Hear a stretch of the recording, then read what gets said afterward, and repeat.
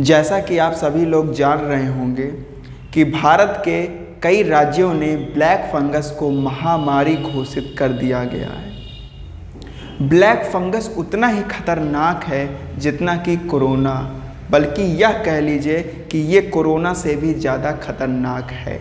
इस वीडियो में मैं आपको सरल घरेलू भाषा में बताऊंगा ब्लैक फंगस की पूरी कहानी, ये कहाँ पाया जाता है, कैसे आया, इससे बचने के उपाय, इसके लक्षण, काफ़ी कुछ। वीडियो हो सकता है थोड़ा से लंबा बने, लेकिन इस वीडियो को अंत तक ज़रूर देखिएगा, क्योंकि अगर आपको किसी भी रोग के बारे में जानकारी नहीं है तो आपको भविष्य में बहुत दिक्कत हो सकती है। अगर आपको किसी भी रोग के बारे में जानकारी है तो आप बहुत अच्छे से उस चीज़ को डील कर सकते हैं। मैं चाहूँगा कि इस वीडियो को आप पूरा देखें ताकि आपको ब्लैक फंगस की पूरी कहानी समझ में आए।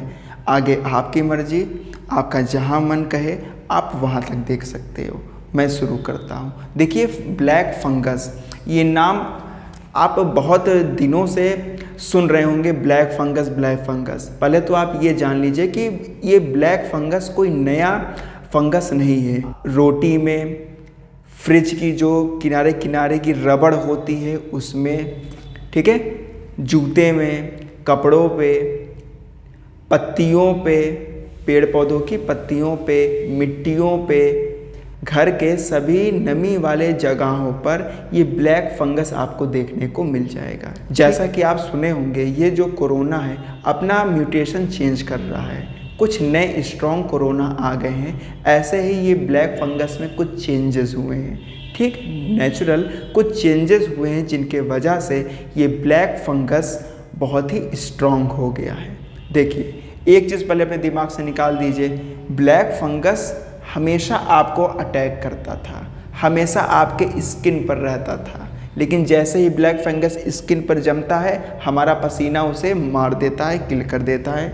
ठीक, ब्लैक फंगस हमारे नाक में जाता था, लेकिन हमारी एंटीबॉडी, हमारी WBC इतनी स्ट्रॉन्ग थी, हमारा इम्यूनिटी सिस्टम स्ट्रॉन्ग था कि वो हमारी एंटीबॉडी ब्लैक फंगस को डिस्ट्रॉय कर देती थी।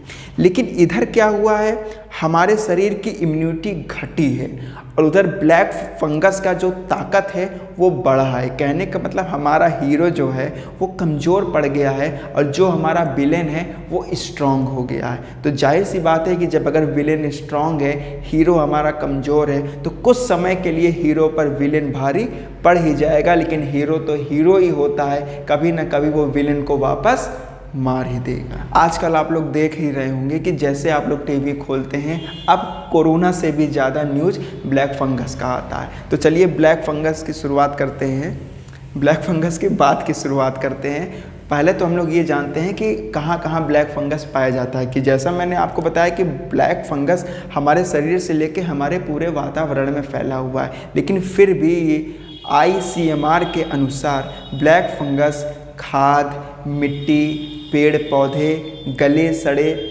फल सब्जियों पर ज़्यादातर पाया जा रहा है। ठीक है, अब बात करते हैं कि ब्लैक फंगस हमारे बॉडी में कैसे घुसता है। देखिए, ब्लैक फंगस सब पर अटैक नहीं करता। ब्लैक फंगस सब पर अटैक नहीं कर पा रहा है क्योंकि एक स्वस्थ मनुष्य का जो इम्यूनिटी है वो आज भी इतना स्ट्रॉन्ग है कि ब्लैक फंगस को वो हमारा एंटीबॉडी मार देता है। लेकिन ये जो कोरोना का माहौल चल रहा है, खासकर वो पेशेंट जिनको कोरोना हो गया है, ठीक, जिनको कोरोना हो गया है या जो कोरोना से ठीक होके हाल में ही घर लौटे हैं, उनको ब्लैक फंगस की समस्या ज़्यादा दिख रही है। ऐसा क्यों हो रहा है? देखिए, जब कोरोना हो जाता है तो कोरोना में हमको स्टेरॉइड दिया जाता है, स्टेरॉइड का इंजेक्शन दिया जाता है कोरोना को ठीक करने खातिर। और ये स्टेरॉइड क्या करता है, हमारी इम्यूनिटी सिस्टम को पहले तो बढ़ा देता है, पहले तो इम्यूनिटी सिस्टम को हमारे खूब बढ़ा देगा ताकि कोरोना किल हो जाए। और जब कोरोना किल हो जाएगा तो फिर क्या करेगा, धीरे धीरे ये डाउन हो जाएगा। और जब डाउन होगा तो इतना डाउन होने लगेगा, इधर इम्यूनिटी सिस्टम बहुत डाउन हो जाएगा और इधर बॉडी का जो शुगर लेवल है वो उसको बढ़ाने लगेगा। स्टेरॉइड पहले तो अच्छा करता है, बाद में बुरा कर देता है। स्टेरॉइड पहले तो अच्छा करता है, कोरोना को किल कर देता है, ये ज़रूरी भी है क्योंकि उसी की वजह से लोगों की जान बच रही है। लेकिन बाद में क्या होता है कि ये जो स्टेरॉइड है ये हमारे इम्यूनिटी सिस्टम को कम कर देता है और शुगर लेवल को बढ़ा देता है। अब शुगर लेवल अगर बढ़ेगा और इम्यूनिटी सिस्टम कम हो जाएगा तो वो व्यक्ति सबसे ज़्यादा खतरे में है। सिर्फ ब्लैक फंगस से ही नहीं, दुनिया की सभी बीमारियों से उसको सबसे ज़्यादा खतरा उस समय रहेगा क्योंकि उसका इम्यूनिटी सिस्टम बहुत कम हो गया है और डायबिटीज़ शुगर लेवल बहुत हाई हो गया है, तो बहुत वो रिस्क में हो जाएगा। तो उन्हीं लोगों को पहले ब्लैक फंगस पकड़ रहा है। आप न्यूज़ अब देखिएगा तो उसमें ये बात ज़रूर वो न्यूज़ रिपोर्टर बताते हैं कि ये कोरोना के मरीजों को ज़्यादा फैल रहा है ब्लैक फंगस। तो पहले को दिल में तो ये तसल्ली मिली कि आम आदमियों को अभी ब्लैक फंगस नहीं अटैक कर पा रहा है, ये सिर्फ उनको कर रहा है जिनको कोरोना था या कोरोना से ठीक होके आ गए हैं या वो स्टेरॉइड का इंजेक्शन लेते हैं या उनका इम्यूनिटी सिस्टम ऑलरेडी पहले से कम है या उनका डायबिटीज़ लेवल हाई है। ठीक, अब महिलाओं में इम्यूनिटी सिस्टम कम होता है। वो पुरुष जो किसी बीमारियों से लड़ रहे हैं या दवा ले रहे हैं उनका इम्यूनिटी सिस्टम कम होता है। 60 साल 70 साल के ऊपर के लोगों का इम्यूनिटी सिस्टम कम हो जाता है। बच्चों का इम्यूनिटी सिस्टम कम होता है, जो यंगस्टर है उनका थोड़ा हाई रहता है। तो इन लोगों को ज़्यादा बचाना है ब्लैक फंगस से। वैसे तो बहुत सारी बीमारी हैं लेकिन हम मेनली ब्लैक फंगस के बारे में बात कर रहे हैं। ठीक, अब मान लीजिए आपको ब्लैक फंगस हो गया तो आपको पता कैसे चलेगा। देखिए, कुछ लोगों का कहना है कि ब्लैक फंगस का पहला लक्षण आँखों में दिखता है, मस्तिष्क में दिखता है, ऐसा बुखार आ जाता है, ऐसा कुछ नहीं है। देखिए, सबसे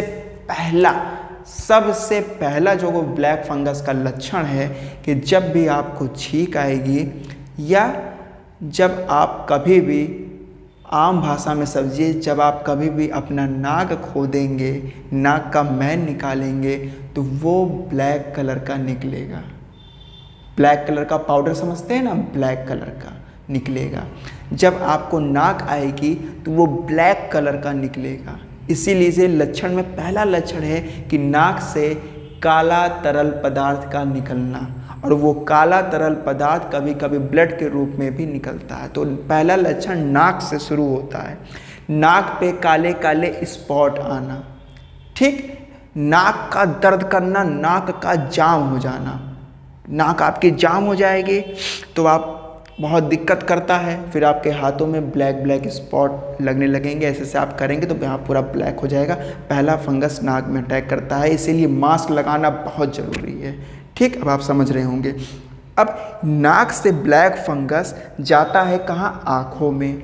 नाक से ब्लैक फंगस जाता है आँखों में, आँखों को लाल कर देता है, आँखों को संक्रमित कर देता है। और जैसे ये ब्लैक फंगस आँखों में जाता है, इधर आपके शरीर में फीवर हो जाएगा, आपको बुखार हो जाएगा, आपकी आंखें सूज जाएंगी, आंखों के सामने धुंधलापन छाने लगेगा, आंख से पानी गिरने लगेगा, आंख आपकी भारी हो जाएंगी। ये जो पलकें हैं, पलकें ये जो बाल निकले हैं वो हो जाएंगे, वो गिरने लगेंगे।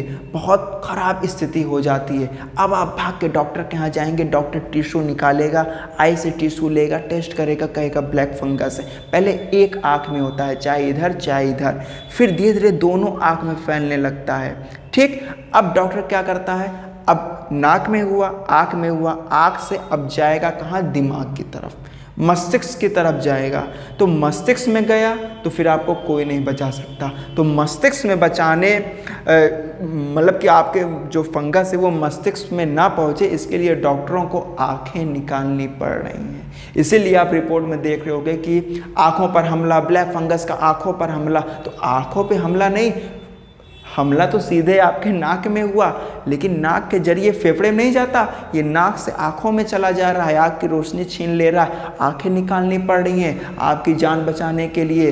भाई आपकी जान इम्पॉर्टेंट है कि आपकी आँखें। तो डॉक्टर के हिसाब, आपके हिसाब से तो आप कहोगे मेरी आँखें नहीं तो मेरी जान ले लो, लेकिन डॉक्टर कहेगा नो, आँख नहीं है तो भी आप बहुत कुछ कर सकते हो अपने जीवन में। तो जान बचाना सबसे पहले इम्पॉर्टेंट है, आँखों को दोनों निकाल देता है मस्तिष्क में जाने से पहले। ठीक, तो ये सारे इसके लक्षण हो गए, बहुत गंभीर समस्या है ये।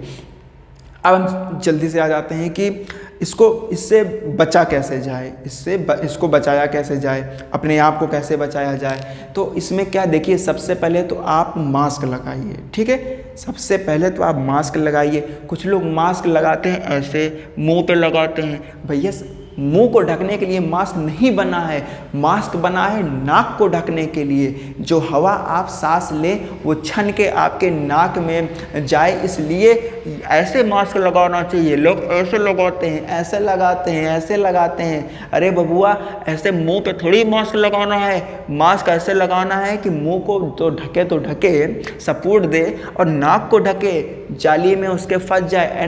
N95 का मास्क है या साधारण मास्क लगाते हैं तो 2 मास्क लगाइए। अगर आप N95 लगाते हैं तो एक मास्क बहुत है N95 वाला, लेकिन अगर आप साधारण मास्क लगाते हैं, घरेलू मास्क लगाते हैं, तो आपको कम से कम डबल मास्क की ज़रूरत है। पहले तो आप यहीं से बचाइए, ब्लैक फंगस यहीं अटक जाएगा, मास्क मिट जाएगा तो नाक में जाएगा ही नहीं, तो आगे समस्या ही नहीं आएगी। अगर मान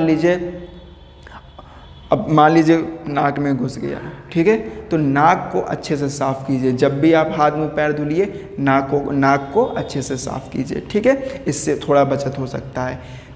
अगर आपको मिट्टी का कोई काम करना है, छत पे गमला रखा है, आप गांव में रहते हो, खाद का काम करना है, खेत का काम करना है, तो आप इसको क्या करो, दास्ताना पहन के करो।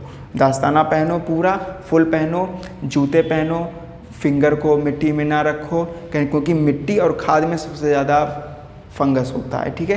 तो आप वहाँ से बचो, पूरा फुल कपड़ा पहनो, पीपी किट पहन के काम करो। ये सब इसके बचने के उपाय हैं।